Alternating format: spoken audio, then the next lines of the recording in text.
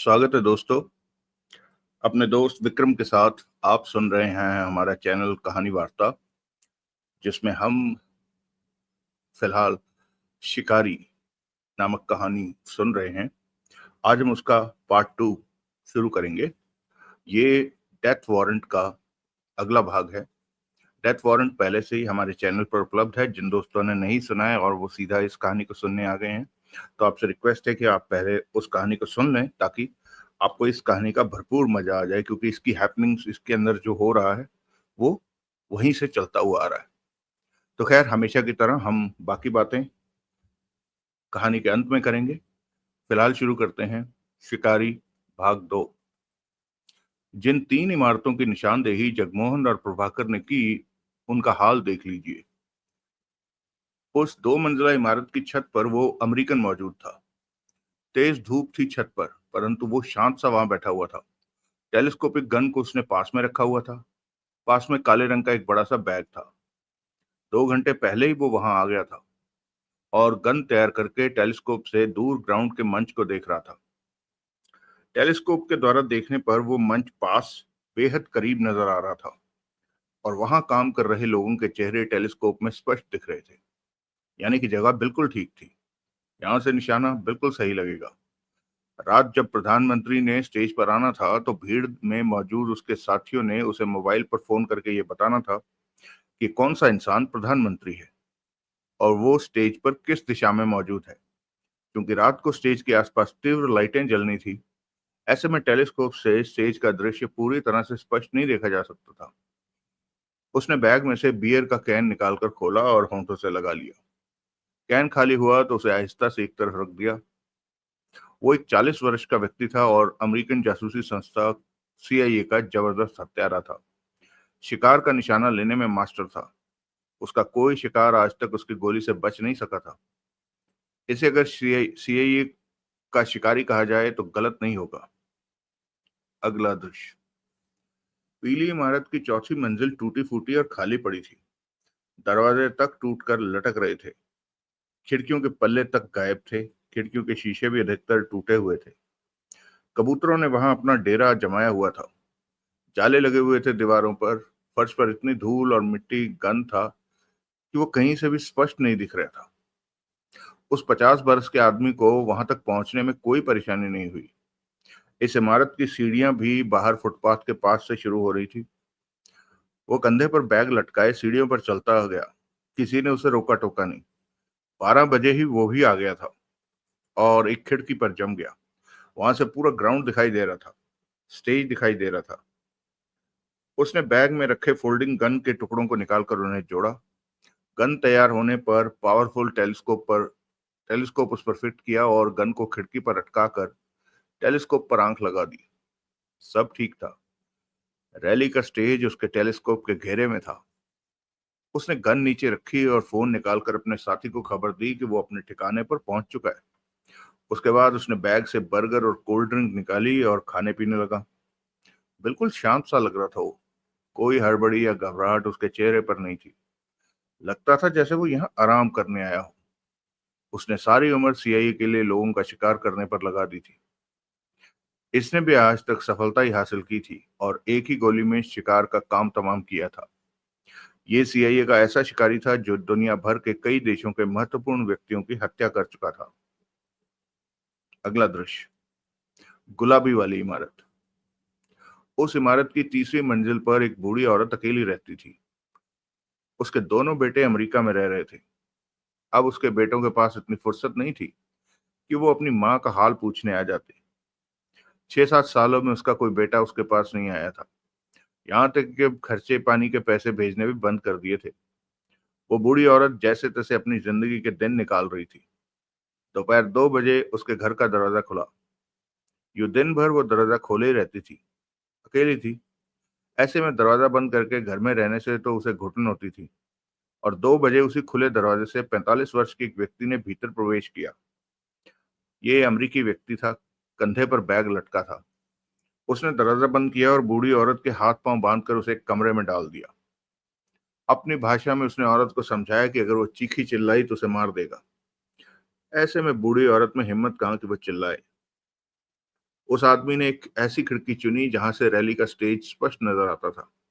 फिर अपनी गन को तैयार किया, टेलीस्कोप से स्टेज का एंगल देखा। घंटा भर वो अपने को तसल्ली देता रहा। फिर इस सारे काम से फुर्सत पाकर उसने गन नीचे रखी और बूढ़ी औरत के पास पहुंचा। वो बुरे हाल में बंधी पड़ी थी। घर में कॉफी है? उसने बूढ़ी औरत से पूछा। भाषा अंग्रेजी थी। हाँ, बूढ़ी औरत ने कांपते स्वर में कहा। मैं तुम्हारे बंधन खोल रहा हूं। कोई शरारत की तो गोली मार दूंगा। कॉफी बनाओ। ये भी सीआईए का खतरनाक हत्यारा था, एक खतरनाक शिकारी था। अगला दृश्य।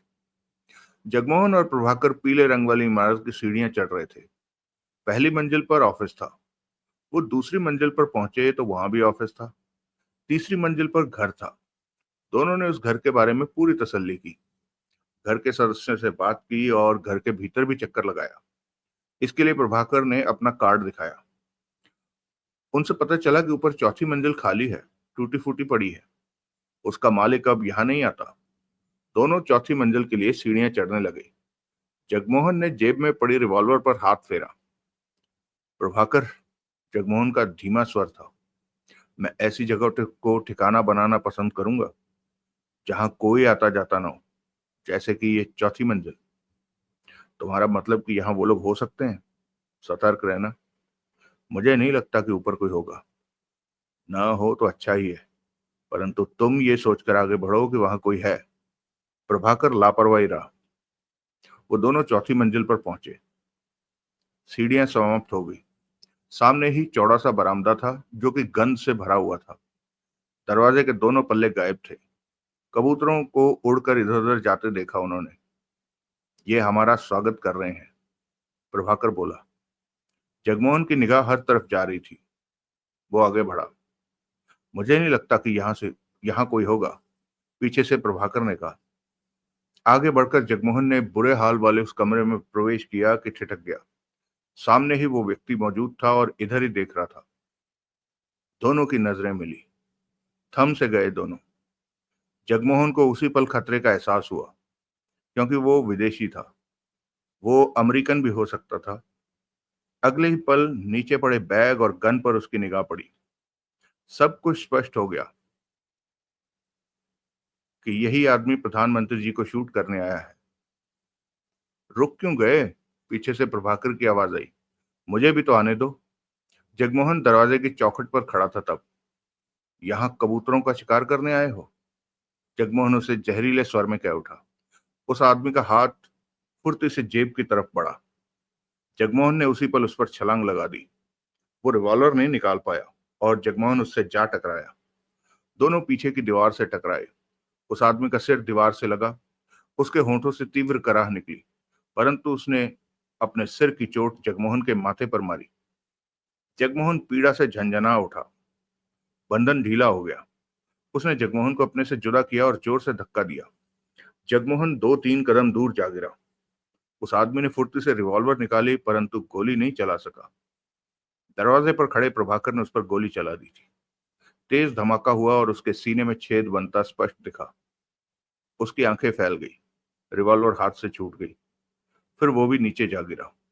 शांत पड़ गया था वो। नीचे गिरे पड़े जगमोहन ने गहरी सांस लेकर कहा, निशाना अच्छा लगा लेते हो। मैंने तुम्हें बचा लिया। मेरे साथ तुमने खुद को भी बचाया, वरना यह मुझ पर गोली चलाने के बाद तुम पर भी गोली चलाता। जगमोहन खड़ा हो गया। तुम तो बहुत बहादुर हो। खाली हाथ उसकी तरफ दौड़ पड़े, प्रभाकर ने कहा। जरूरी था। जगमोहन उसके पास पहुंचा। उसे चेक किया। वो मर चुका था। ये जिंदा हाथ लगता तो ठीक रहता। जगमोहन उसके कपड़ों की तलाशी लेता कह उठा। इसके हाथ में रिवॉल्वर थी, यह हमें मार देता, प्रभाकर बोला। कपड़ों के बाद जगमोहन ने बैग चेक किया, परंतु उसकी जेबों से कुछ ऐसा नहीं मिला जो उसकी पहचान बता सके। ऐसे लोग अपनी पहचान जेबों में नहीं रखते, प्रभाकर बोला। ये अमेरिकन है। टेलीस्कोप लगी गन बता रही है कि यह प्रधानमंत्री की हत्या के इरादे से यहाँ मौजूद था। ये अकेला नहीं हो सकता।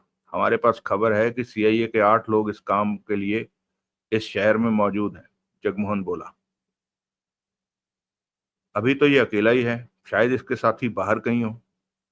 जरूर होंगे, जगमोहन ने गंभीर स्वर में कहा। तुम मार्शल को फोन करके यहाँ लाश होने के बारे में बता दो। प्रभाकर ने फोन निकाला और नंबर मिलाने लगा। जगमोहन ने इस खिड़की के पास खड़े होकर बाहर देखा। सामने ग्राउंड था और दूर मंच यहां से स्पष्ट दिखाई दे रहा था, यानी कि यहां से प्रधानमंत्री का निशाना लेने में यह सफल हो सकता था। जगमोहन ने पुनः लाश पर नजर मारी, फिर पीछे हटा। प्रभाकर मार्शल को इस मकान की स्थिति बता रहा था।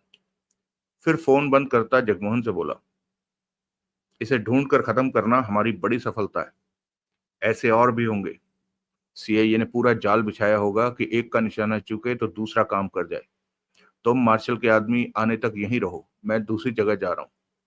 जगमोहन ने कहा, यहां मेरी कोई जरूरत नहीं है, मैं तुम्हारे साथ ही चलूंगा। प्रभाकर ने गंभीर स्वर में कहा, सीआईए के लोग खतरनाक हैं, जान हथेली पर लेकर मैदान में है। हम दो होंगे तो बेहतर होगा। प्रभाकर बोला, तुम अपने को बहादुर समझ रहे हो इसे मारकर? जगमोहन मुस्कुराया। बहादुरी वाला तो काम ही है। प्रभाकर मुस्कुराया। क्या पता यही शाम को प्रधानमंत्री जी को शूट कर देता। यहां से निकलो, वो दो मंजिला मकान यहां से पास ही है। प्रभाकर रिवॉल्वर जेब में रखता कह उठा, वहां चलते हैं। दोनों सीढ़ियां उतरने लगे। मुझे विश्वास नहीं आ रहा कि हमने एक को ढूंढ कर शूट कर दिया। अब तक तो मन में इस बात का शक था कि यह खबर झूठी ना हो, परंतु अब यकीन है कि शाम को प्रधानमंत्री जी के साथ गड़बड़ जरूर होगी। चौथी मंजिल की सीढ़ियां उतरकर वो तीसरी पर पहुंचे तो तीसरी मंजिल वाला अपना दरवाजा खोले खड़ा था। मैंने अभी अभी धमाके की आवाज सुनी। उन्हें देखते ही वो आदमी कह उठा, ऊपर हमने एक आदमी को शूट किया है। प्रभाकर बोला, वो शाम को सामने ग्राउंड में प्रधानमंत्री जी को शूट करने वाला था। अब कुछ ही देर में यहाँ पुलिस और बड़े अफसर आने वाले हैं। उसकी बात बिना सुने ही भड़ाक से उस आदमी ने दरवाजा बंद कर लिया। प्रभाकर ने गहरी सांस लेकर जगमोहन को देखा, फिर दोनों नीचे उतरते चले गए। अगला दृश्य। जगमोहन और प्रभाकर उस दो मंजिला इमारत की सीढ़ियां चढ़े जा रहे थे। बाहर सड़क पर से जाते ट्रैफिक का शोर उनके कानों में पड़ रहा था। नीचे और ऊपर की मंजिल पर ऑफिस थे। अन्य लोग भी आ जा रहे थे। दूसरी मंजिल की छत पर जाने की कोई रोक नहीं थी। दोनों दूसरी मंजिल की छत पर जाकर छत दोनों दूसरी मंजिल पार करके छत पर जाने वाली सीढ़ियां चढ़ने लगे। इस तरफ कोई नहीं था। कुछ ऊपर जाकर जगमोहन ने रिवॉल्वर निकाली। चेहरे पर कठोरता आ गई थी। वो ममटी में पहुंचा। सामने ही दरवाजा था जो कि थोड़ा खुला हुआ था। क्या पता वो एक ही हो जिससे हमने ऑलरेडी मार दिया है। प्रभाकर धीमे से बोला, तो मैंने कुछ नहीं, मैंने यूं ही कहा है। प्रभाकर ने भी रिवॉल्वर निकालकर हाथ में ले ली। अगर इस छत पर कोई होता तो उसे दरवाजे को छत की तरफ से बंद रखा होता। जगमोहन ने पास पहुंचकर थोड़े से खुले दरवाजे से धूप में तपती छत को देखा। छत का थोड़ा सा हिस्सा ही दिखा जो कि खाली था। जगमोहन ने दरवाजे की कुंडी पर निगाह मारी, फिर बोला, दरवाजे की कुंडी नहीं है। प्रभाकर ने सिर हिला दिया। रिवॉल्वर हाथ में थामे जगमोहन ने दरवाजा थोड़ा सा धकेला। दरवाजे के कब्जे से हल्की चूं चूं की आवाज उभरी। जगमोहन ठिठक गया। रिवॉल्वर थामे वो सावधान था। सामने नजर आती छत पर थी नजरें सामने नजर आती छत पर थी। सब ठीक रहा। दरवाजे से उभरी आवाज की वजह से जवाब में सब शांत रहा। सब ठीक है, प्रभाकर बोला। हम जरूरत से ज्यादा सतर्कता बरत रहे हैं। मैं एक बार भुगत चुका हूं, जगमोहन धीमे से बोला। अब मैं लापरवाह नहीं होना चाहता। कहने के साथ ही जगमोहन ने दरवाजे को पूरा का पूरा धकेल दिया। चूं की आवाज फिर उभरी। फिर सब कुछ शांत हो गया। अब सामने ही छत नजर आ रही थी। छत का जो हिस्सा उनकी आंखों के सामने था वो धूप में तपता पूरी तरह खाली था। दो पल बीते कि जगमोहन आगे बढ़ा और छत की धूप में जा पहुंचा। प्रभाकर रिवॉल्वर थामे उसके पीछे था। यहाँ सब ठीक है, परंतु तब तक जगमोहन की निगाह दाईं तरफ, जिधर सड़क और ग्राउंड पड़ती थी, उस तरफ वाली दीवार के पास पड़े सामान पर टिक चुकी थी। वहां काला बैग, गन और बियर का खाली कैन लुढ़का पड़ा था। यहाँ कोई है, जगमोहन के होंठों से निकला। इसके साथ ही पलटते हुए उसने ममटी की छत की तरफ सिर उठा दिया। वो ऊपर था, ममटी की छत पर लेटा हुआ था। धूप की वजह से उसने सिर पर कपड़ा बांधा हुआ था। रिवॉल्वर उसके हाथ में नजर आई। यही वो पल था जब उसने ट्रिगर दबाया। जगमोहन नहीं समझ पाया उसका निशाना वो है या प्रभाकर, परंतु उसी पल जगमोहन ने प्रभाकर को धक्का दिया और खुद भी ट्रिगर दबा दिया। प्रभाकर लड़खड़ाकर ममटी की दीवार से जा टकराया। तभी दो धमाके गूंजे। ममटी पर लेटे व्यक्ति के हाथ में दबी रिवॉल्वर से गोली चली। इधर जगमोहन के हाथ में दबी रिवॉल्वर से भी गोली चली, परंतु दोनों निशाने खाली गए। गोलियां जल्दीबाजी में चलाई गई थी। एक गोली ममटी पर लेटे व्यक्ति के सिर में जा लगी। उसके हाथ से रिवॉल्वर छूटकर छत पर जा गिरा। वो वैसे का वैसा ही लेटा रह गया। उसकी आंखें खुली रही। वो मर चुका था। दूसरे ही पल ममटी की छत से झांकते उसके सिर से खून की बूंदें छत पर गिरने लगी। जगमोहन ने सूखे होंठों पर जीभ फेरी और गहरी सांस ली। प्रभाकर रिवॉल्वर थामे ममटी की दीवार से खड़ा हक्का बक्का था। जगमोहन ने प्रभाकर को देखा। मर गया? प्रभाकर के होंठों से निकला। हाँ। जगमोहन ने अपने को सामान्य करने की चेष्टा करते हुए कह उठा। तभी सीढ़ियों की तरफ से कुछ लोगों के कदमों की आवाज, बातें करने की आवाज आने लगी। नीचे ऑफिस वाले गोलियों की आवाजें सुनकर ऊपर आ रहे थे। जगमोहन ने कुछ दूर छत पर पड़े काले बैग और टेलीस्कोप लगी गन को देखा। चेहरे पर गंभीरता थी, ये सोचकर कि प्रधानमंत्री की हत्या करने का तगड़ा इंतजाम किया गया है। ऐसे में और लोग भी होंगे घात लगाए। अगला दृश्य। उन लोगों ने फौरन पुलिस को फोन कर दिया। 15 मिनट में ही पुलिस वहां पहुंच गई। प्रभाकर तब तक मार्शल को फोन कर चुका था। मार्शल ने अपने लोगों को वहां भेजने को कहा और बोला कि शायद वो भी आए, यानी कि अब मामला गंभीर हो गया था। तब तक जगमोहन ममटी पर चढ़कर मर चुके व्यक्ति की लाश की तलाशी ले चुका था, परंतु उसकी जेब से सामान या पहचान के नाम पर कुछ भी नहीं निकला। 500 के कुछ नोट जेब में अवश्य पड़े थे।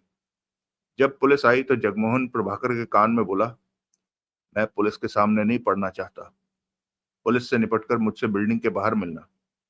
पुलिस से डरते हो? पुलिस ने मुझे पहचान लिया तो बहुत बड़ा झंझट खड़ा हो जाएगा। कैसा झंझट? तुम हो कौन? ये मार्शल से पूछना। प्रभाकर ने आंखें सिकोड़कर जगमोहन को देखा। तुम ही बता दो कि पुलिस तुम्हें क्यों पहचानेगी। क्या किया है तुमने? मैं तुम्हारे साथ हूं। बेकार के सवाल मत करो।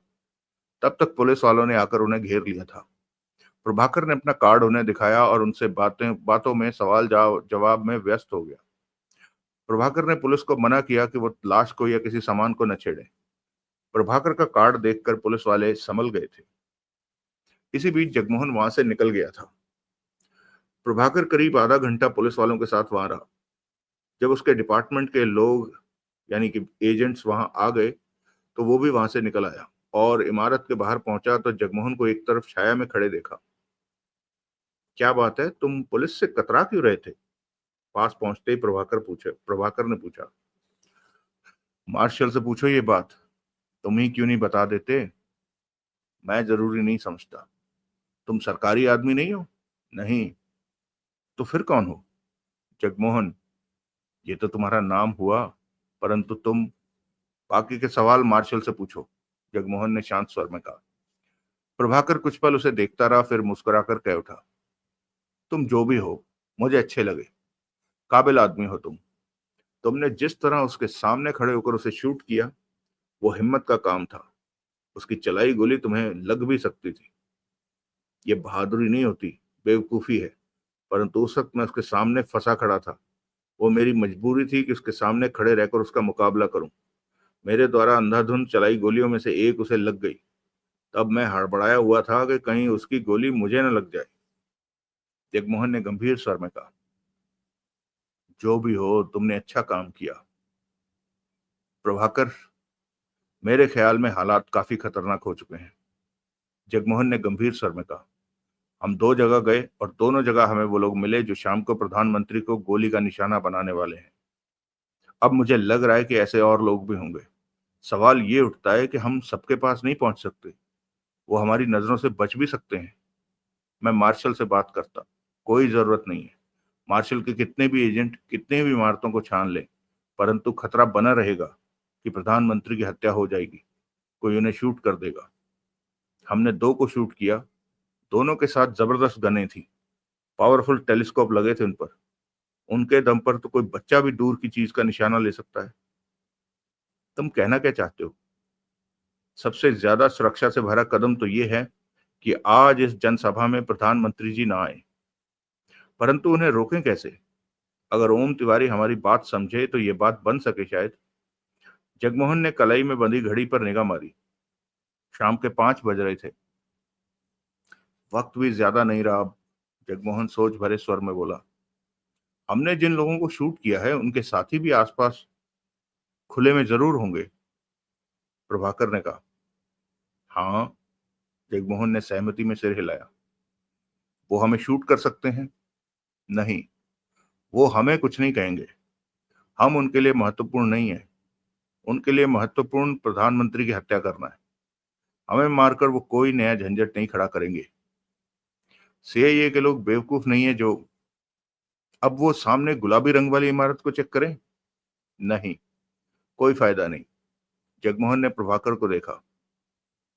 हम किस किस इमारत को चेक करेंगे? यहाँ सैकड़ों ऐसी इमारतें हैं जहां पर मौजूद रहकर प्रधानमंत्री का निशाना लिया जा सकता है। तो हमें प्रधानमंत्री जी को इस सभा में आने से रोकना होगा। ये कैसे संभव हो सकेगा? मार्शल की भी यही कोशिश थी, परंतु जगमोहन ने फोन निकाला और नंबर मिलाने लगा। किसे? प्रभाकर ने पूछा। ओम तिवारी से बात करता हूँ। वो मानने वाला नहीं लगता। जगमोहन ने मोबाइल कान से लगा लिया। दूसरी तरफ बेल जा रही थी, फिर ओम तिवारी की व्यस्तता भरी आवाज कानों में पड़ी। हेलो, ओम तिवारी। पल भर की खामोशी के बाद ओम तिवारी का स्वर कानों में पड़ा। तुम? तो तुमने मेरी आवाज पहचान ली, जगमोहन ने कड़वे स्वर में कहा। तुम जो भी हो बच नहीं सकते। उधर से ओम तिवारी का गुस्से भरा स्वर कानों में पड़ा। मेरे ख्याल में तुम्हें अपनी पत्नी और मां का हाल पूछना चाहिए। इस वक्त उनकी हालत बुरी है। दोपहर में तुम्हारे इनकार के बाद मेरे आदमी उन्हें यातनाएं दे रहे हैं। तुम्हारी मां की तो हालत बुरी। तुम बचोगे नहीं। ओम तिवारी ने तड़प भरे स्वर में कहा। अगर तुमने प्रधानमंत्री का प्रोग्राम नहीं बदला तो मैंने पुलिस को तुम्हारे बारे में बता दिया है। पुलिस इस वक्त तुम्हें हर जगह तलाश कर रही है। पुलिस मेरी मां और पत्नी को भी तलाश कर लेगी और तुम्हें गिरफ्तार कर। सपने मत देखो और अपनी मां बीवी की लाशें देखने को तैयार हो जाओ। खबरदार, जो तुमने उन्हें तुम्हारी मां तो मौत के करीब है। जब प्रधानमंत्री जी रैली में शिरकत करने के लिए रवाना होंगे तभी तुम्हारी पत्नी और मां को शूट करके लाशें फेंक देंगे। फिर तुम ऐसा नहीं कर सकते। अगर अपनी पत्नी और मां को बचाना चाहते हो तो मेरी बात मान लो, वरना वो दोनों, तुम एक बार पुलिस के हाथ लग जाओ तो उसके बाद देखना मैं तुम्हारा क्या हाल। तो तुम मेरी बात नहीं मानोगे? जगमोहन का स्वर कठोर हो गया। नहीं, प्रधानमंत्री जी हर कीमत पर आज शाम की जनसभा में। जगमोहन ने फोन बंद करके जेब में रख लिया। प्रभाकर जगमोहन को देखता क्या उठा। नहीं मानता? नहीं, जगमोहन ने इंकार में सिर हिलाया। मानेगा भी नहीं। तो जगमोहन आसपास देखता क्या उठा। यहां से चले जाओ। यहां से चलें? दोनों आगे बढ़ गए।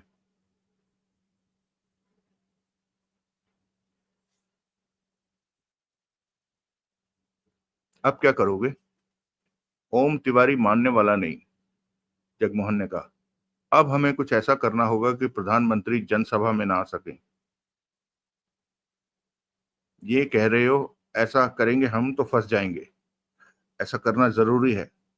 मार्शल से एक बार बात कर लो ताकि मार्शल से बात करने की कोई जरूरत नहीं। मेरा काम प्रधानमंत्री को सभा स्थल पर आने से रोकना है। ये काम मार्शल ने तुम्हारे हवाले किया है। हाँ। तुम हो कौन? जगमोहन चुप रहा। पुलिस से क्यों डरते हो? जगमोहन मुस्कुराया किंतु चुप रहा। बहुत अजीब हो तुम। तभी जगमोहन का मोबाइल बजा। हेलो, जगमोहन ने बात की। तुमने अच्छा काम किया, मार्शल की आवाज कानों में पड़ी। परंतु क्या तुम अपनी इस योजना में सफल हो गए? नहीं, ओम तिवारी मानने को तैयार नहीं। वो अपनी मां और बीवी की भी परवाह नहीं कर रहा। हैरानी है। मार्शल की आवाज कानों में पड़ी। ओम तिवारी इस सारे मामले को व्यक्तिगत तौर पर क्यों ले रहा है? जो भी हो, वो मेरी बात मानने को तैयार नहीं। ओम तिवारी का व्यवहार संदिग्ध लग रहा है। मार्शल की आवाज जगमोहन के कानों में पड़ी। ये वक्त इन बातों को सोचने का नहीं है, जगमोहन ने गंभीर स्वर में कहा।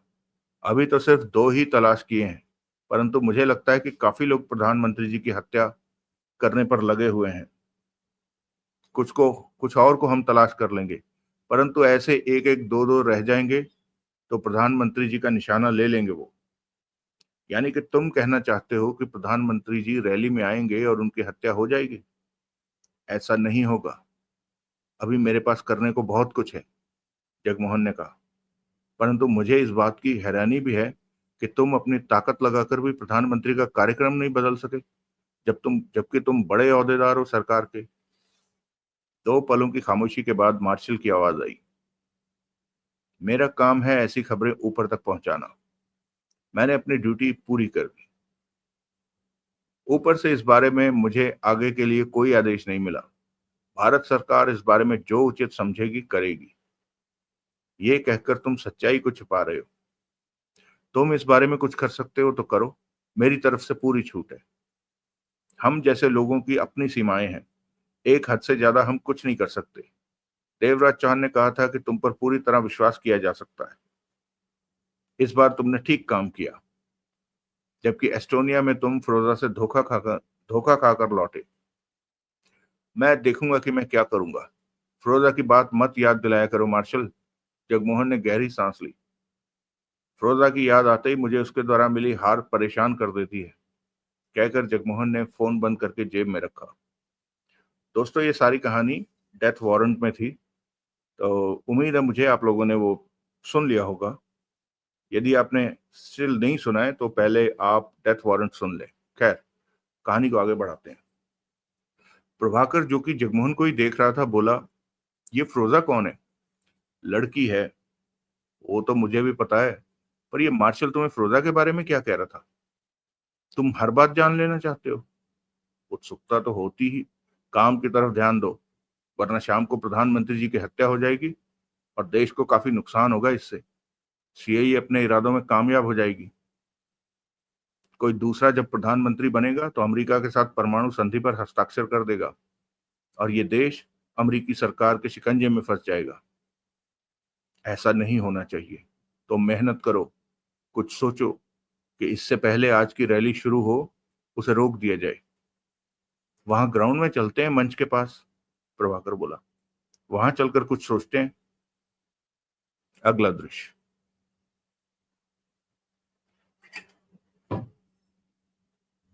शाम के 7 बज रहे थे। अंधेरा शुरू हो चुका था। ग्राउंड में स्टेज के पास कार्यकर्ता पहुंच चुके थे। चहल पहल वहां शुरू हो गई थी। बचे काम तुरंत तुरंत पूरे हो गए थे। पुलिस बल के लोग भी बसों में वहां आ पहुंचे थे और उनके ऑफिसर उन्हें ड्यूटी पर लगा रहे थे। सब काम तेजी से हो रहे थे, यहां तक कि अब लोग भी वहां आकर आगे आगे बैठने लगे थे। टीवी चैनलों के रिपोर्टर कैमरा सहित अपनी अपनी जगह निश्चित कर रहे थे। अखबारों के रिपोर्टर भी अपनी अपनी जगह संभाल रहे थे। उस जगह तक पहुंचने के लिए एक बैरियर बना रखा था।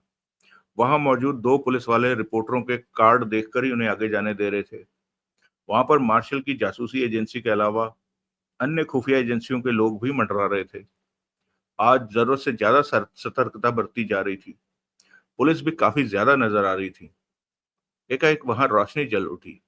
वहां की पूरी जगह पूरी तरह रोशन दिखाई देने लगी। स्टेज से कुछ दूरी पर प्रभाकर और जगमोहन मौजूद थे।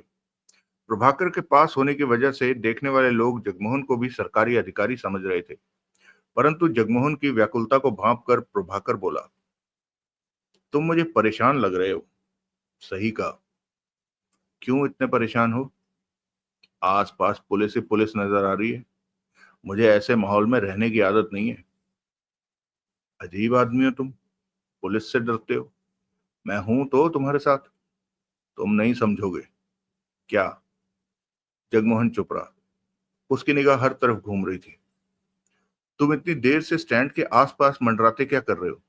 मेरे ख्याल में तुम प्रधानमंत्री जी को यहाँ पर आने से नहीं रोक सकते। जगमोहन ने ठिठक कर प्रभाकर से कहा, मुझे 4-5 टाइम बम चाहिए जो ज्यादा पावरफुल ना हो, परंतु उनके धमाके की आवाज बहुत तेज हो। क्या मतलब? प्रभाकर चौंका। किस बात का मतलब? यही कि तुम बम क्यों चाहते हो? मार्शल ने तुम्हें मेरे नीचे काम करने को कहा है ना? हाँ, तो जैसा मैंने कहा वैसा करो। 4-5 बम, ज्यादा खतरनाक ना हो, परंतु धमाका जबरदस्त करें, उन पर टाइमर लगाओ। तो तुम यहाँ यहाँ धमाका करके प्रधानमंत्री को आने से रोकना चाहते हो? प्रभाकर के होंठों से निकला। सही सोचा तुमने, ये खतरनाक होगा। ऐसा करने से ही हम अपनी कोशिश में सफल हो सकेंगे, जगमोहन ने गंभीर स्वर में कहा। यहाँ धमाके होंगे तो सारा प्रोग्राम गड़बड़ा जाएगा। प्रधानमंत्री तो क्या, कोई मंत्री भी इधर का रुख नहीं करेगा। बात तो तुम्हारी सही है, लेकिन बम लगाते हुए पकड़े जा सकते हैं, या जब बम फटे तो यहाँ के कुछ लोग बमों की चपेट में आ सकते हैं। ये सब करना ठीक है? तुम कानून के नजरिए से सोच रहे हो। कानून का सेवक हूं तो ऐसे ही सोचूंगा। मैं कानून का सेवक नहीं हूं। मेरा काम प्रधानमंत्री को यहाँ आने से रोकना है। जैसा मैंने कहा है वैसे बमों का इंतजाम करो। प्रभाकर अनिश्चित सा खड़ा उसे देखता रहा। क्या हुआ? मैं तुम्हारे प्लान से सहमत नहीं हूं। मार्शल से बात कर लो। प्रभाकर ने मोबाइल निकाला और जगमोहन के पास से हट गया। जगमोहन वहीं खड़ा रहा, इधर उधर नजरें घुमाने लगा। 2 मिनट बाद प्रभाकर पास आ गया। बात की मार्शल से? जगमोहन ने प्रभाकर को देखा। मार्शल टाइमर वाले 5 बम भेज रहा है। उसे तुम्हारी योजना पसंद आई। जगमोहन ने ग्राउंड के दोनों ओर नजर आती इमारतों को देखा और कहा, उन इमारतों में कहीं ना कहीं सीआईए के लोग मौजूद हैं, जो प्रधानमंत्री जी के यहाँ आने पर उन्हें शूट करेंगे। ऐसा ना हो, इसी कारण यह काम करना जरूरी है। इसके सिवाय मेरे पास कोई रास्ता नहीं है। लेकिन लेकिन बमों को लगाएंगे कैसे? यहाँ तो हर तरफ बम। कब तक आ जाएंगे? 1 घंटे में या पौने घंटे में। बम मैं लगाऊंगा, लेकिन तुम्हें मेरे साथ रहना होगा। मैं तुम्हारी हर बात मानूंगा, क्योंकि मार्शल ने मुझे स्पष्ट तौर पर कहा है कि तुम जो चाहते हो हर काम में तुम्हारा साथ दूं। पर तुम हो कौन जो पुलिस से दूर भागते हो? और ये बात तुम्हें मार्शल से पूछनी चाहिए थी। प्रभाकर गहरी सांस लेकर रह गया। जगमोहन ने मोबाइल निकाला और नंबर मिलाने लगा। अब किसे? ओम तिवारी से बात करके देखता हूँ, शायद उसका दिमाग सही काम करने लग गया हो। वो हरामी किसी की नहीं सुनने वाला। जगमोहन ने फोन कान से लगाया। हेलो। उधर से ओम तिवारी की आवाज कानों में पड़ी। तुम्हारी अकल ठीक हुई कि नहीं? मेरी सलाह है तुम्हें कि मेरी पत्नी और मेरी माँ को छोड़ दो। पूरे शहर की पुलिस तुम्हें ढूंढ रही है। अगर तुम उन्हें आजाद कर देते हो तो मैं पुलिस को तुम्हारे पीछे से हटा। मेरा नाम जानते हो? नहीं। ठिकाना पता मालूम है? नहीं। तो मुझे कैसे ढूंढोगे? आज रात तुम्हें तुम्हारी पत्नी और माँ की लाशें मिल जाएंगी। पुलिस वाले उनकी अर्थी को कंधा देने के काम आएंगे। मेरी बात ना मानकर तुमने अपनों को खो दोगे। मैं तुम्हें बुरी मौत। जगमोहन ने फोन बंद कर दिया। मैंने तो पहले ही कहा था कि वो कमीना नहीं मानने वाला।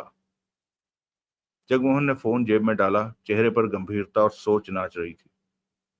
अगला दृश्य। रात के 9 बज रहे थे। उस ग्राउंड में मेले जैसा माहौल था। हर तरफ तीव्र रोशनी चमक रही थी। स्टेज पर अन्य जगहों की अपेक्षा और भी तीव्र रोशनी थी। 500-700 लोग ग्राउंड में स्टेज के पास बैठ चुके थे, और लोग भी आ रहे थे। बसें भर भर कर लोगों लोगों की लाई जा रही थी, और लोगों से भरे ट्रक भी वहां पहुंच रहे थे। पुलिस की व्यवस्था बढ़ गई थी। हर तरफ पुलिस ही पुलिस नजर आ रही थी।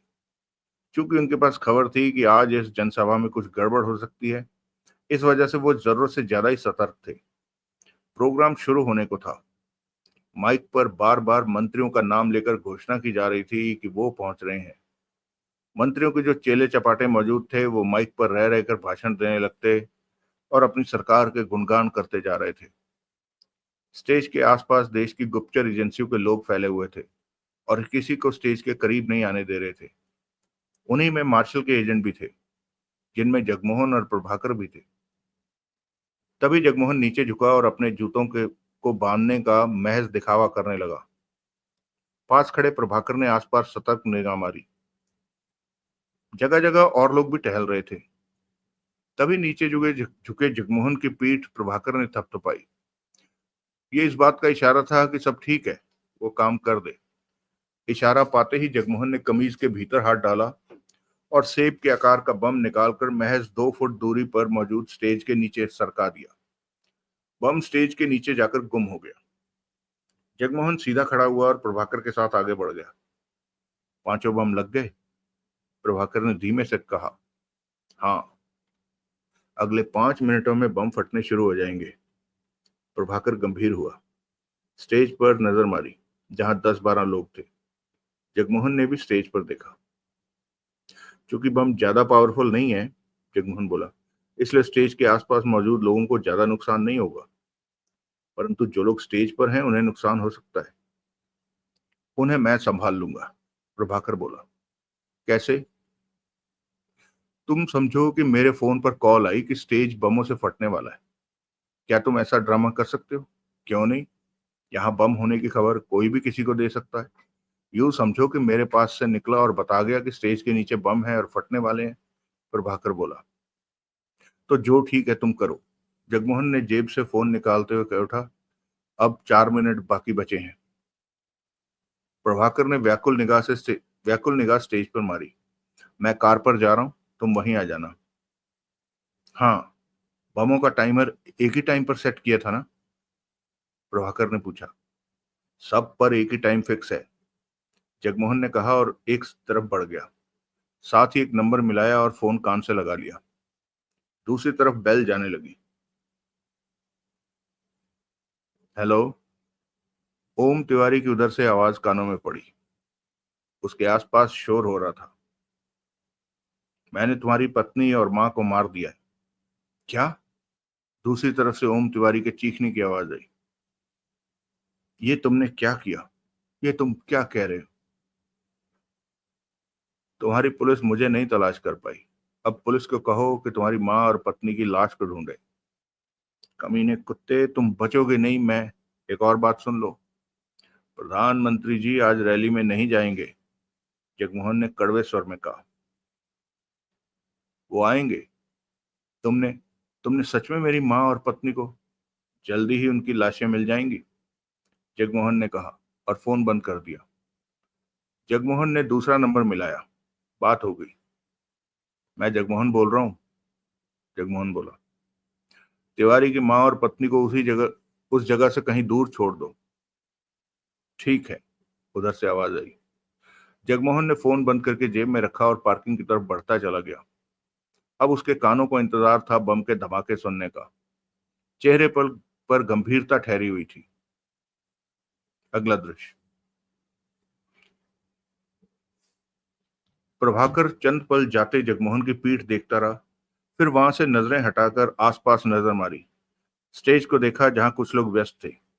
सब कुछ वैसा ही था जैसा पहले था। परंतु ये तो प्रभाकर जानता था कि कुछ ही मिनटों में सब कुछ बदल जाने वाला है। बम फटने वाले हैं। प्रभाकर ने मन ही मन हिसाब लगाया और सोचा अब 3 मिनट बचे हैं। ज्यादा वक्त नहीं था। प्रभाकर तेजी से आगे बढ़ा और स्टेज के करीब पहुंचकर चिल्लाया। यहां से हट जाओ, यहां से भाग जाओ, बम लगा है। प्रभाकर की आवाज पर हड़बड़ी फैल गई। प्रभाकर पुनः चिल्लाया। स्टेज से दूर हो जाओ, बम फटने वाले हैं यहाँ। उसके बाद तो जैसे भगदड़ मच गई स्टेज पर। स्टेज पर खड़े एक आदमी ने प्रभाकर के शब्द माइक पर दोहरा दिए। उसके बाद तो स्टेज तो क्या, सामने बैठे लोगों में भी भगदड़ मच गई। शोर शराबा उठ खड़ा हुआ। पुलिस वाले भी परेशान हो गए कि अचानक ये क्या हो गया। तभी दूसरी एजेंसी का आदमी प्रभाकर के पास पहुंचकर चिल्लाया। ये तुम क्या कह रहे हो कि भाग जाओ, स्टेज से सबको दूर कर लो, बम फटने वाले हैं? प्रभाकर ने तेज स्वर में कहा। तुम्हें कैसे पता? कि मैंने अभी अभी दो आदमियों को बातें सुनते करते सुना कि वो स्टेज के नीचे बम लगाए जाने के बारे में बात कर रहे थे कि 2 मिनट में बम फटने वाले हैं। ये तो अच्छा हुआ कि मैंने सुन तुमने उन्हें पकड़ा क्यों नहीं? बेवकूफ, इतना वक्त नहीं था, तुम यहीं खड़े रहे तो मरोगे। कहने के साथ ही प्रभाकर पलटा और दूर होता चला गया।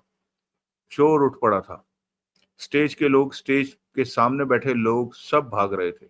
वहां से दूर होते जा रहे थे। वक्त तेजी से बीत रहा था। पुलिस खामखाई हड़बड़ाई भागी फिर रही थी। उन्हें मामला समझ में नहीं आ रहा था। प्रभाकर मिनट भर में वहां से दूर हो चुका था। स्टेज भी लगभग खाली हो गया था। स्टेज के सामने कुर्सियों पर बैठे लोग भी वहां से दूर होते जा रहे थे। ये तो अच्छी बात थी कि अभी वहां ज्यादा भीड़ नहीं थी, वरना कई लोगों की जानें चली जाती भगदड़ में। स्टेज के पास दो कार्यकर्ता चिल्ला चिल्ला कर लोगों को दूर हो जाने को कह रहे थे। तभी कयामत बरस पड़ी। एक के बाद एक धमाके होने लगे। 5 धमाके हुए। स्टेज पूरा का पूरा उड़ गया। हर तरफ बारूद की स्मेल फैल गई। रोशनी बुझ गई। अंधेरा और भी डराने लगा। लोगों की चीख पुकार शोर के अलावा वहां और कुछ भी सुनाई नहीं दे रहा था। अगला दृश्य। ओम तिवारी पगलाया सा घूम रहा था पीएम हाउस में। अभी अभी उसे खबर मिली थी कि सभा स्थल पर बम फटे हैं। कई लोग घायल हुए। उन्हें अस्पताल ले जाया गया। तिवारी को फोन पर फोन आ रहे थे।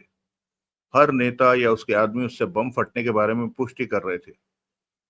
तिवारी बातों का जवाब देते देते परेशान हो गया था। उसे तो अब हर तरफ मुसीबत ही मुसीबत नजर आ रही थी। जिनसे 20 करोड़ लिया था, ये कहकर कि प्रधानमंत्री जी हर हालत में रैली में जाएंगे, वो लोग उसे छोड़ने वाले नहीं। वो उसकी हत्या भी कर सकते हैं। ये बात उन्होंने पहले ही कह दी थी कि अगर प्रधानमंत्री का रैली में आने का प्रोग्राम रद्द हुआ तो उसे मार दिया जाएगा।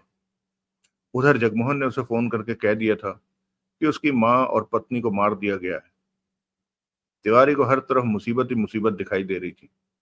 ओम तिवारी ने अपने दोनों असिस्टेंटों को बुलाया और अपने तीनों मोबाइल उनके हवाले करके उन्हें समझा दिया कि पूछने वालों को क्या जवाब देना है, और खुद एक तरफ बैठकर अपने को संयत करने लगा।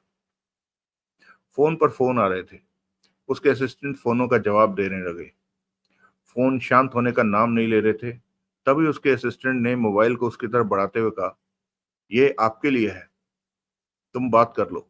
ओम तिवारी झल्लाया, पर ये आपके लिए है, कोई आपसे ही बात करना चाहता है, वो अपना नाम नहीं बता रहा। तिवारी ने 2 पलों के लिए उसे देखा, फिर फोन उससे झपट लिया। हेलो, तिवारी ने फोन पर बोला। तुमने ये क्या किया? तिवारी ने उस आवाज को पहचानते ही कहा, 1 मिनट रुको। फिर तिवारी वहां से बाहर निकला कि तभी सामने से आता एक आदमी कह उठा, तिवारी साहब, आपको प्रधानमंत्री जी बुला रहे हैं। अभी आता हूं, तिवारी ने झुंझुलाए स्वर में कहा। मैंने ऐसा क्या कह दिया जो आप इस तरह जवाब दे रहे हैं? वो आदमी कह उठा। ओह सॉरी, मैं इस वक्त परेशान हूं। ओम तिवारी ने अलग हटकर फोन पर बात की। कहो, ये तुमने क्या किया? मैंने क्या किया? तिवारी ने उखड़े स्वर में कहा। किसी ने वह बम लगा दिए तो मैंने काम कर दिया। तुम प्रधानमंत्री को बचाना चाहते थे तभी। ऐसा होता तो मैं तुमसे 20 करोड़ क्यों लेता? मेरे मन में कोई खोट नहीं है। बम किसने लगाए? उधर से आवाज आई।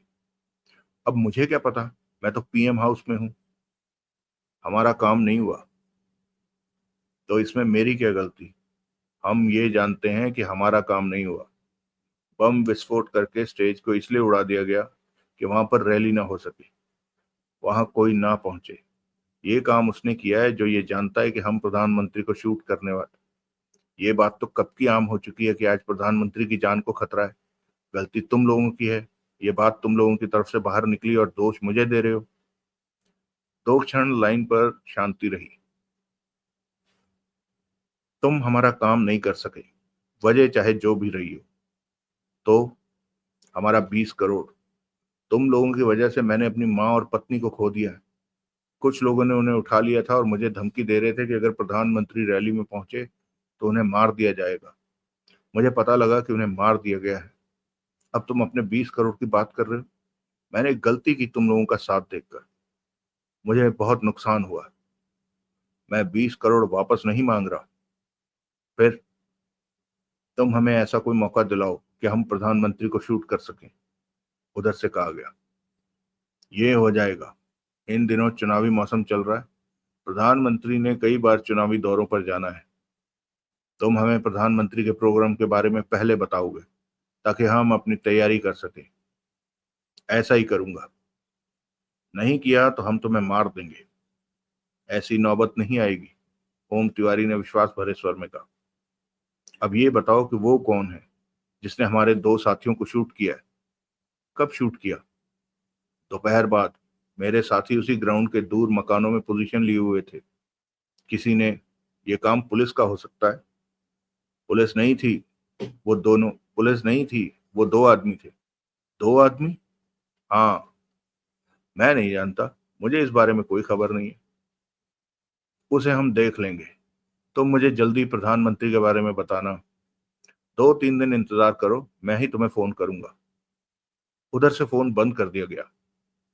ओम तिवारी ने कान से फोन हटाकर गहरी सांस ली। वो तनाव से भरा हुआ था। उसे अपनी माँ और पत्नी की चिंता थी कि क्या सच में उनकी हत्या कर दी गई है। तभी वो आदमी उसे तलाशता हुआ उसके पास आ पहुंचा। तिवारी साहब, प्रधानमंत्री जी आपको फौरन याद कर रहे हैं। आ रहा हूं। मेरे साथ चलिए। तुम चलो, मैं पहुंच रहा हूं। वो आदमी चला गया। ओम तिवारी ने अपनी बिगड़ी हालत पर काबू पाने की चेष्टा की। तभी हाथ में दबा मोबाइल बजने लगा। Hello sir. दूसरी तरफ पुलिस अफसर था। हमने अपनी हमने आपकी माँ और पत्नी को ढूंढ निकाला है। वो हैं क्या? तिवारी के होंठों से कांपता स्वर निकला। वो ठीक है। उन्होंने बताया कि कुछ लोगों ने उन्हें उठा लिया। वो जिंदा है? यस सर, वो दोनों एकदम ठीक हैं। तिवारी को विश्वास नहीं आया कई पलों तक। उनका अपहरण करने वालों ने तो कहा था कि उन्हें मार दिया गया है। सर। दूसरी तरफ से पुलिस अफसर की आवाज आई। हाँ ठीक है। शुक्रिया कि तुम लोगों ने उन्हें ढूंढ निकाला। मुझे उनकी बहुत चिंता हो रही थी। ओम तिवारी के चेहरे पर हल्की सी खुशी चमकी। मेरी माँ और पत्नी कहाँ है अब? अभी तो पुलिस के पास है। 10 मिनट पहले तो वो हमें मिली हैं। उन्हें घर पहुंचा दीजिए। ठीक है सर। ओम तिवारी ने फोन बंद करके जेब में रखा और प्रधानमंत्री जी के कक्ष की तरफ चल पड़ा। चेहरे पर छाया तनाव अब बहुत हद तक कम हो गया था कि उसकी माँ और पत्नी सलामत मिल गए। अगला दृश्य। रात के 11 से ऊपर का वक्त हो रहा था। मार्शल अपने ठिकाने पर मौजूद था कि तभी जगमोहन ने प्रभाकर के साथ उस कमरे में प्रवेश किया। मार्शल ने दोनों को देखा, फिर प्रभाकर से कहा, तुमने बढ़िया काम किया प्रभाकर। Thank you sir. तुम जाओ, जगमोहन को यहीं रहने दो। प्रभाकर बाहर निकल गया। मार्शल के चेहरे पर मुस्कान उभरी। नजरें जगमोहन पर टिक गई। तुमने पहले मुझे निराश किया था जब तुम एस्टोनिया और मैनचेस्टर गए थे। जब तुम खाली सीडी लेकर आए तो मैंने सोचा ये सब गलती मेरी है। मैंने ही गलत आदमी का चुनाव किया। परंतु आज के काम से तुमने साबित कर दिया कि मैंने सही आदमी चुना है। मुझे तुमसे कोई तमगा नहीं चाहिए। तुमने जिस खूबसूरती के साथ दो लोगों को अलग अलग जगह से ढूंढकर उन्हें शूट किया, ये तुम्हारी काबिलियत रही। और जिस तरह तुमने प्रधानमंत्री की रैली को रोका, और भी बढ़िया काम था। जगमोहन ने कुछ नहीं कहा। एक बहुत बड़ा खतरा टल गया, परंतु 8 लोग घायल हुए हैं। 2 लोग कुछ ज्यादा ही घायल हैं। मार्शल ने कहा। घायलों की खास देखभाल करो। जगमोहन बोला। उन्हें उनके कैश से सहायता भी करो। मेरे 2 आदमी उनकी देखभाल पर नजर रखे हुए हैं। मुनासिब वक्त पर उन्हें कैश की सहायता भी दे दी जाएगी। जगमोहन सिर हिलाकर रह गया। अगर आज प्रधानमंत्री जी मंच पर, बुरा हो सकता था। मार्शल ने गंभीर स्वर में कहा, तुमने 2 लोगों को शूट किया, जबकि वहां और भी हो सकते थे। जो यकीनन और भी होंगे। वो लोग पूरी तैयारी के साथ अपने ठिकानों को तलाश किए बैठे थे। जगमोहन बोला। जैसा कि हमें पता है कि सीआईए ने 8 लोगों को भेजा है प्रधानमंत्री जी की हत्या के लिए, तो कम से कम 4 लोग इस पोजीशन पर जरूर होंगे कि वो प्रधानमंत्री को तब शूट कर सकें जब वो स्टेज पर जाएं। बाकी के 4 उनकी सहायता के लिए पास ही कहीं मौजूद रहे होंगे। वो बहुत अच्छी तरह प्लानिंग करके ये काम कर रहे थे। अगर प्रधानमंत्री जी स्टेज पर पहुंचते तो सीआईए सफल हो जाती। ये एक गंभीर मसला है। सीआईए इस तरह हार नहीं मानने वाली। तुम्हारा मतलब कि सीआईए प्रधानमंत्री की हत्या की कोशिश फिर करेगी? जगमोहन ने मार्शल को देखा तो मार्शल ने सहमति में सिर हिलाया और सिगरेट सुलगाकर कश लिया।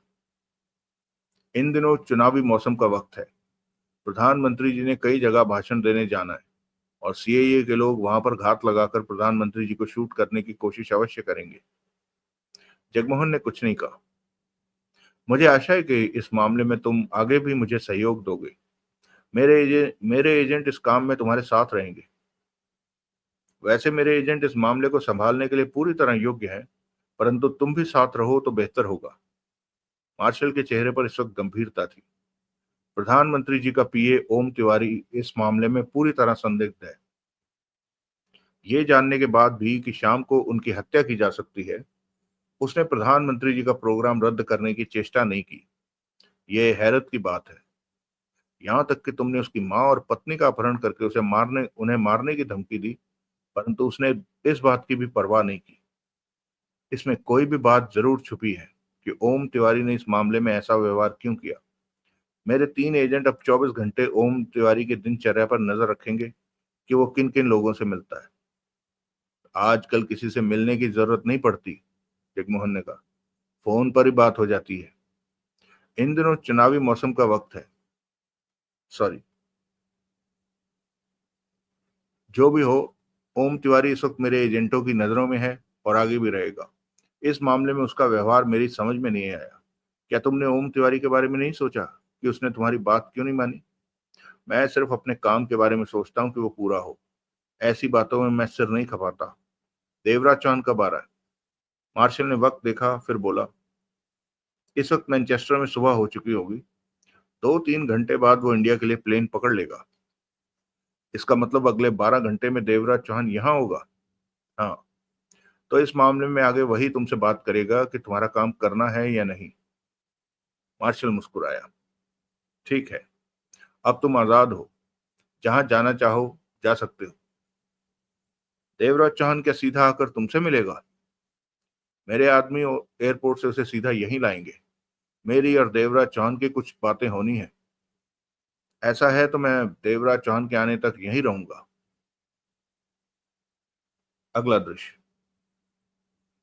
रात के 12 से ऊपर का वक्त हो रहा था।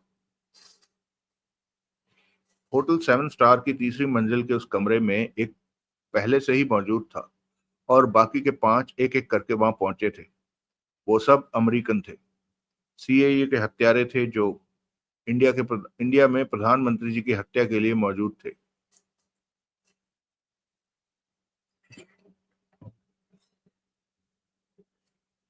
इस वक्त वो खाली हाथ और चुपचाप थे, परंतु सबके हाव भाव में व्याकुलता झलक रही थी।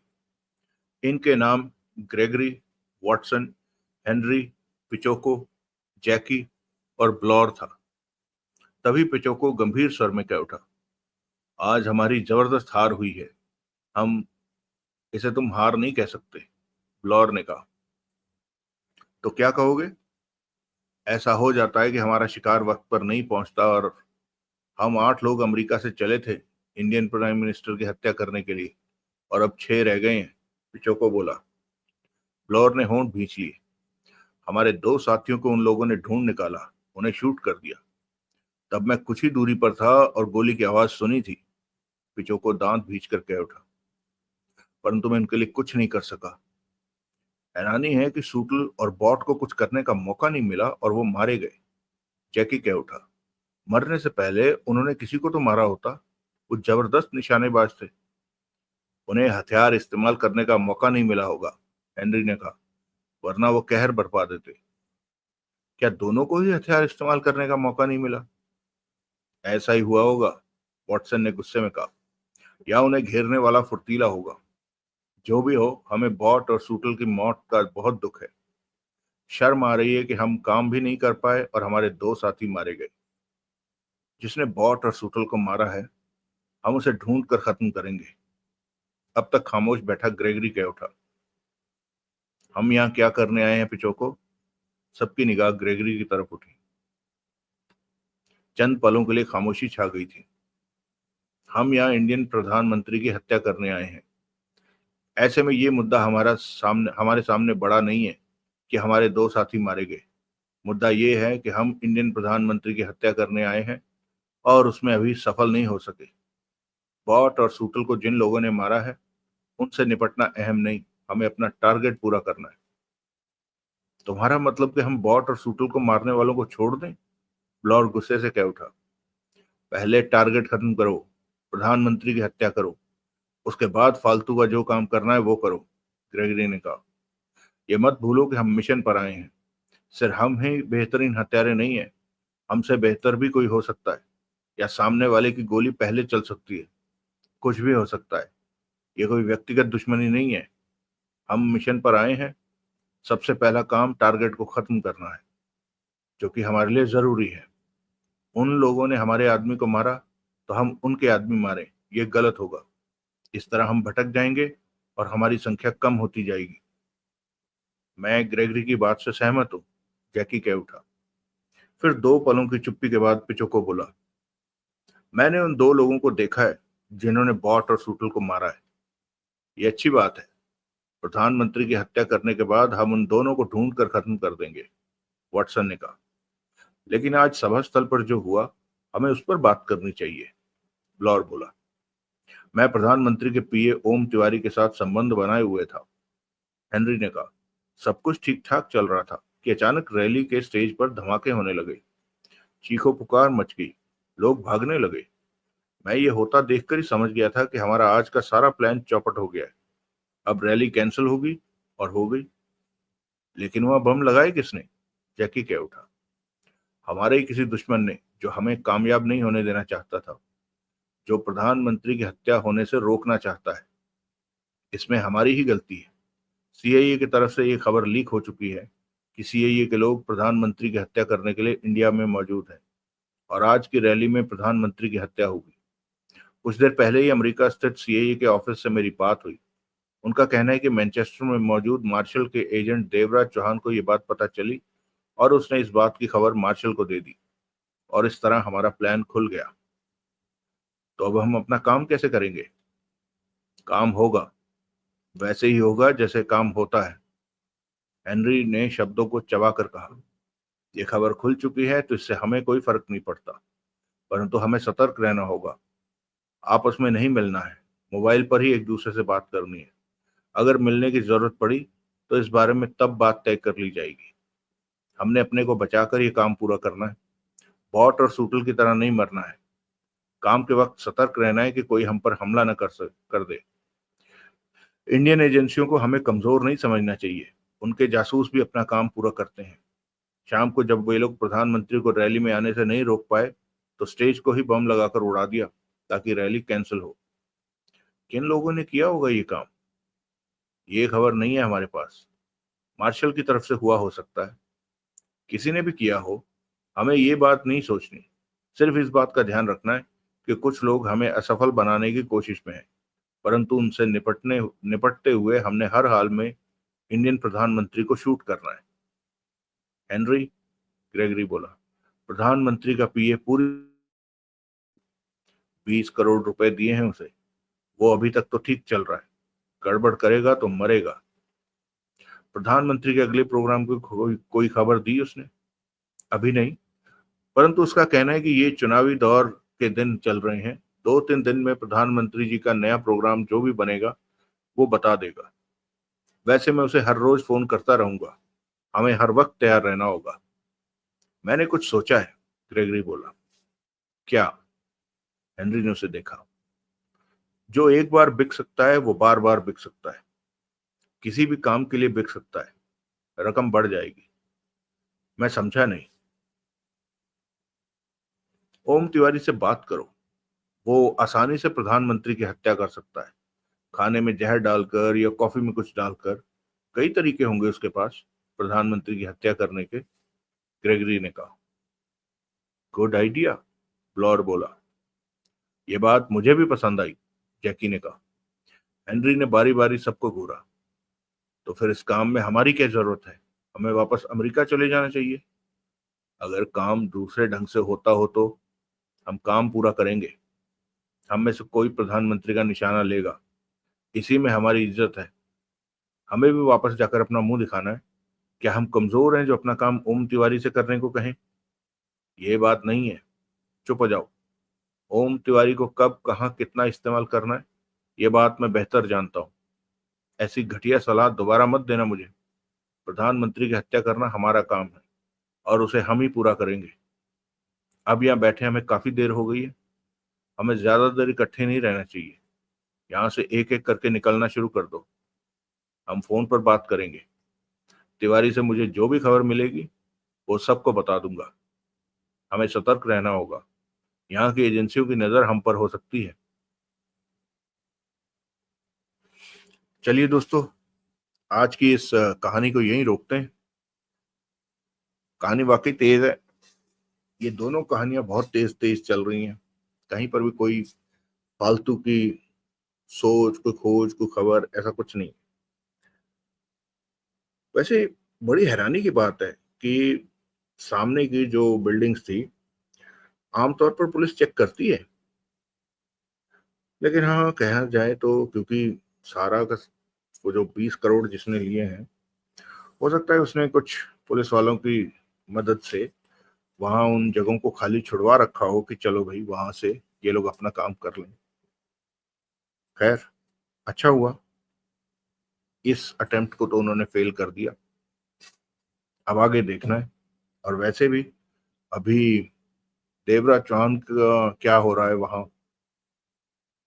यूके में, मैनचेस्टर में, ये भी देखना है।